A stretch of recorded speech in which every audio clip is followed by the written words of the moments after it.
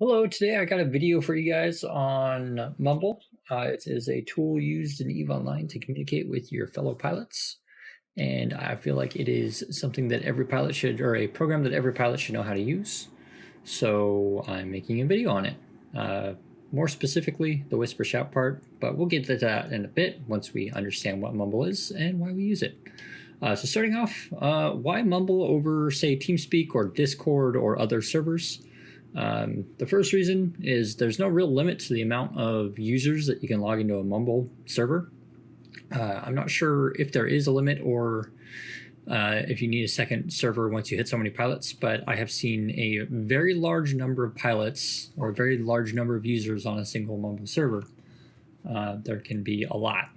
And by a lot, I mean there's no effective limit. We can put as many people into a Mumble server to communicate over a fleet. The limit's well over 250, and it is probably well over 500-600. We can get a lot of people onto a single Mumble server. That's reason number one. Reason number two is you can integrate it with third-party developers to have security and automatically generated passwords and user IDs that can then be validated. So in Horde, we have we call it the Horde Square. We have a validation and password service where you don't have to go ask for Mumble information. It can literally just be handed to you and generated on the spot. And because of that integration, it makes it convenient and easy to use and easy to set up where you don't need a additional person or somebody to actually manually go into the server and add passwords and set that up. You can have your own unique password, your own unique identity on a Mumble server that is given to you by your alliance or group. So it makes it really easy to validate and have security on Mumble. Not saying it's perfect, because there are ways around it and there are ways to get into Mumble without the right security, and every security system has flaws, so there's a deterrent. You guys get what I'm saying. Anyways, the third one, and the real reason why Mumble is used over something like Discord or TeamSpeak, is it has a whisper shout function, which is incredibly useful. And I'll kind of give you guys a quick rundown. So basically, you have different roles in a fleet. You have, say, we'll just use a standard fleet, for example, a Logi and a DPS wing. The Logi wing can be in their own sub-channel and communicate with each other without interrupting the FC's commands to, broadcast for targets or whatnot. So the Logi command can have their own discussion during a fleet that does not interrupt the main fleet. And the DPS squad can also have their own discussion without interrupting the Logis. And so you can have different wings of a fleet function and then also be able to communicate with each other via a secondary hotkey. So everybody that is in different channels can communicate with everybody else that is in the other channels by using a shout command or a push talk command. That is global chat, is kind of what we call it in our circle. But you can have levels of like just with your main group, and then also the groups above or around you can also shout to. Is incredibly useful for that. I know just about I know most alliances use Mumble. I can't say every single one because I haven't been in every single alliance, but I know that it's used mainly for that reason. That's the big reason why it's used over Discord, because Discord checks a lot of the boxes too. So there's that. So that's really the reasoning why. So I'll leave that as the intro. All right. I got you guys wanting to download Mumble. Let's go install Mumble really quick. First thing you're going to do is you're going to go to google.com and you're going to search Mumble, just like this. It comes up, you click Mumble. You click download now. You click the button. It will download Mumble. You open the folder and you accept it and you install it. That is it. I've already installed Mumble on my computer. I don't need to run through the wizard. I'm sure that you guys know how to run a wizard, so I do not feel the need to run the wizard for you guys. Anyways, you install Mumble. Alrighty, now we have Mumble installed. We have a little icon on our desktop. It appeared somewhere. I don't know where it appeared. It appeared somewhere on your computer. Double click it. It'll launch Mumble. It's going to ask you for a server to connect. It's going to give you a screen similar to this. right here, and it's going to ask you to connect to a server. My actual Mumble client went all the way over there. So you select a Mumble server, and by default it won't have it, so you're going to have to select add new. You're going to have to give it information. Depending on which group or alliance you're in, the information you give it may be different.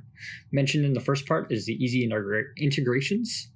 You are going to go to your service that gives you your Mumble information, and you're going to click connection details and copy and paste the information into this window, and then you're going to give it a label of your choice. Example of Mumble label. There we go. And then we're going to hit, I'm just going to put an address in there. Anyways, I made a server there. Now when I double click on Mumble, I would click that and it would connect me to it. It is that simple. So put in your information, get connected. Anyways, we're going to go ahead and connect to the Horde channel because that is the one that I have to exemplify. Go ahead and hit connect. The other window that popped up with that window is this window. It'll look similar to this. You may also have a setup wizard, which you can follow through. But if you skip the setup wizard and go through my little setup, it may be easier for you. Anyways, we're now in Mumble. We are connected to our server. We're going to, maybe you need to join the channel, maybe it needs to validate, or it may also ask you for a password on your initial setup, and your password will be in your connection info on whatever service gave you your Mumble Connect information will also contain your password. And I'm not going to show you mine for reasons. I don't think I need to explain why I'm not going to show you guys my passwords. Anyways, we set up Mumble, right? There's a couple of buttons up top. They all look kind of pretty and cool. Mute yourself and deafen yourself is kind of helpful. I appreciate it. Right now I'm muted and deafed. So now we need to actually set things up. You're going to hit configure. You can select the audio wizard and help you set up audio. I'm going to show you guys how I set up my Mumble, or how I'd recommend you set up your Mumble unless you have more advanced audio settings. And if you have more advanced audio settings, you probably can figure this out on your own. But if you're a simple average user, it's probably going to look something like this. You're going to select settings. You're going to go to your audio input. You're going to select default device, your audio output, and select default device. You select the default device on both, and they should just work. If you have a specific device that you want Mumble to use, you can select that as well. I'm going to show you guys a really cool trick here to make your default device what you want it to be. And then this will make all of your programs work how you want it, rather than setting default devices in each individual program, or the program setting your speakers up in each individual program. You can right click on the little icon in the bottom right corner and select sounds. And this little window pops up. Again, this is kind of an advanced feature, but you got playback and recording tabs. And when you select a device, you can right click on it and set it as your default device.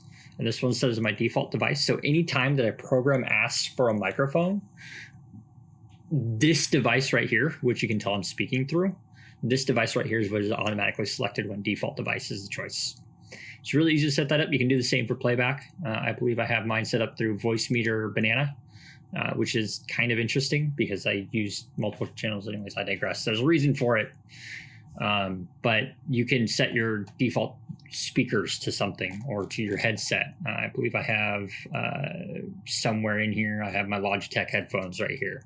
I have an advanced setup, but you select your default, set your thing, you would set as default device, and that would make it so whenever you put default, it's always that. That'll work for every program. A little fun tip to make your life a little bit easier in the sound department on your computer. But you select default device or the device you want to use for both. And then the other important part is shortcuts. Shortcuts are the one where everybody has a hard time. So there's push to talk, or actually by default, there's going to be nothing here. The first thing you're going to do is you're going to click add, and it's an unassigned function. You're going to select push to talk, and you're going to set up for push to talk, you're going to set up a hotkey. Now, this isn't your push to talk hotkey. This is your I am talking to everybody hotkey. This is not the hotkey you're going to use every day or every time that you talk. This is the hotkey you're going to use when you want to talk to everybody. So set the hotkey accordingly. I personally have a set of G keys down the left of my keyboard. that I use. Maybe I can show you guys, but I have a set of G keys right here. I use 5 and 6 here at the bottom, and I've assigned them through Stream Deck software to be the little parentheses, the little brackets that you see, and I can't press the little brackets otherwise without those hotkeys. So I've used Stream Deck software to do that. Anyways, I have 2 hotkeys set up here, and they are separate, and I know which ones are which. So the push to talk is the one is a hotkey that you're going to assign that if, say, for example, you're in a fleet and you're a Logi wing and you need to tell the FC that the Logi are all dying, you push that button to talk to the FC. And if you want to tell your other Logi bro, these guys suck, we're holding like no problem. You want to talk banner with your Logi bros? Yeah, you press the whisper shout key because you're going to whisper to your friends. Okay, so just an easy way to remember it and make it easy. The push to talk is a global one. The whisper shout is the one to your current channel. Push to talk needs no data to work. It just works. You press the button and it works. When you press your push to talk hotkey, am I still connected? What's going on here? Am I not connected? Oh, I have 2 mumbles running and one's not connected to anything. Anyways, when you push your push to talk hotkey, your little icon next to your name will turn blue. I have that backwards. It'll turn blue. You see how it's blue? That's my push. That's push to talk. If I want to whisper shouts, press that one, and your little icon turns yellow. So let's assign the hotkeys properly. I'm going to go configure, settings, and I'm going to delete both of my hotkeys. So I'm going to go remove and remove. And we're going to set this up properly really quick. So I'm going to hit apply. My hotkeys are broken. So I'm going to go configure, settings. I'm going to go ahead and go to shortcuts. All right, we're going to go shortcuts. I'm going to add, we're going to start with a push to talk. Push to talk. There it is. We're going to hit apply. We're going to pick a button. We're going to, this little pop-up comes up, right? We're going to remove the mouse button because it defaults as that. When you click add, it will press the button. I want my push to talk to be assigned to G5. So I press that. I hit OK. I hit apply. And I hit OK. And then now that works. So now I push my push talk button and it's blue because push to talk is blue. Remember what I said? Blue goes to the world. Yeah, you don't want to be blue all the time. So let's go set up our whisper shout properly. So again, configure, settings, shortcuts. We're going to add a second hotkey. So we're going to hit this add button. We're going to select from unassigned. We are going to find whisper shout. It's down at the bottom. And then the data is empty. You're going to click on this little gear right here. You're going to then, instead of list of users current selected, you're going to select channel. And there's going to be all the channels in the entirety of the thing. And you select current. You don't try and select a specific channel, otherwise you're going to need a different hotkey for every single channel. That's a pain. Select current, hit OK. And then you're going to select your button. So I add we're going to hit add, and I'm going to put the button that I want this one to be.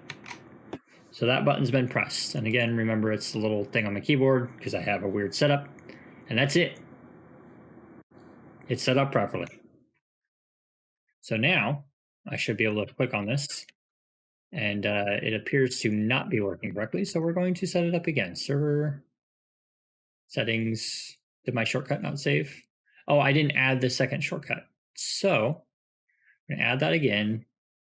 We're going to, you know what I did wrong? I'm going to tell you guys what I did wrong. I didn't hit apply at the end. So we're going to do it again real quick. From empty, channel, current, OK. Pick my button. The little pop-up came up behind my face again. So I'm going to pull that over real quick. We're going to add, I'm going to put the button there. OK. Apply. OK. And now it should work. So now I have my little yellow icon, which is just me talking to just this channel. And the blue icon, which is me talking to all of these channels that are the subs. So I'm talking to the entire Dragon sub when I hit the blue key, and I'm just talking to the Dragon Rest or the Rest lobby when I hit the yellow key. So set up your hotkeys accordingly, boys and girls. There's one more setup thing that I want to show you guys, and it is super helpful. So say you are in one Mumble and you wish to connect to another. This is how you do it. You right click on your Mumble, right? You click properties, and then you're going to find the shortcut tab here, and you're going to add, this is tiny on a 4K screen, so I can barely see it myself. It's a little -M. So it's a little dash that's right next to your return key, right next to the plus, next to the 0. It's a little -M. That's it, -M. And there might be a space in there. Nope, not there. Nope, right there. Space -M. You're gonna hit apply, okay. And then what happens is when you double click on this icon again, it will launch an entire another connection to Mumble, and you can connect to another thing. For example, I'll connect to Pancrab, and now I can be in 2 separate Mumbles simultaneously. One good tip when you're in multiple Mumbles, and I'm just going to go click AFK here. One good tip is to mute at least one of them, or both of them. So typically if I want to listen to both and I want to talk in one, I'll mute myself in one, and I will have the other one unmuted, or I keep them both muted. So if I have it when I want to talk to somebody in a specific channel, I can just select the button and then go and unmute or mute myself here. So that's how you do that. You can also set up hotkeys to do that if you wish. You can also deafen if you want to set up, if you want to not listen to one of the channels. But they're fairly low resource-wise, so it's pretty easy to be in multiple Mumbles. And that's a really helpful thing to be in dual comms or triple or quadruple comms. You can launch as many Mumble clients as you really want. I typically don't do more than 2 because it becomes a headache real quick. But that's how you set up multiple Mumbles and how I can be in both, in 2 separate things at the same time. It's really helpful to be able to have multiple Mumbles open at the same time. It helps out a lot. That's pretty much the whole video. Make sure you guys fly fun, enjoy your time in EVE Online, and I will see you guys in the next one.